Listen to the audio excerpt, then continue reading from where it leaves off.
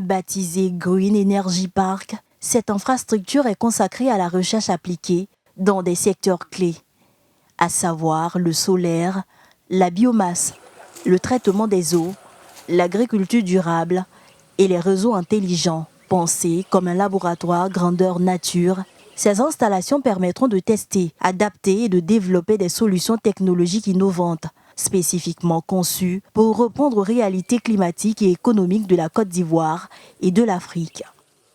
On a un pilote biodigesteur pour la méthanisation des déchets agricoles et pour la production de biogaz. Il y a également le projet Sirocco à ma droite là. En fait, c'est le projet qui met en place en fait le développement d'une chaudière thermique à base de l'énergie solaire linéaire de type Fresnel.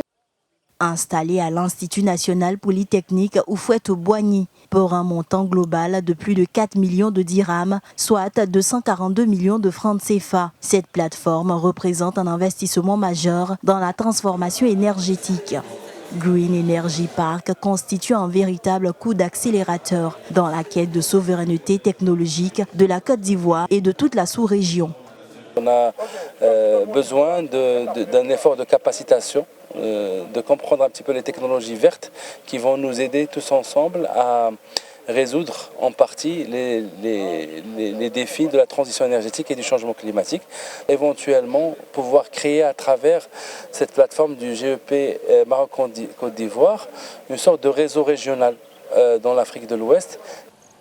Un partenariat stratégique impliquant l'Institut national polytechnique Houphouët-Boigny, l'Institut de recherche en énergie solaire et énergie nouvelle et l'Université Mohamed VI Polytechnique. Une alliance scientifique qui vise à mutualiser les expertises, transférer les compétences et renforcer les capacités locales.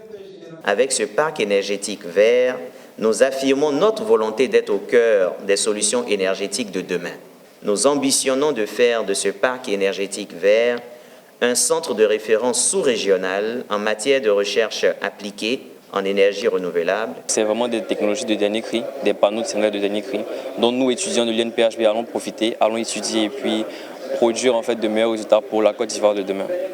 Un pas décisif vers une Afrique plus innovante, plus compétitive et technologiquement souveraine.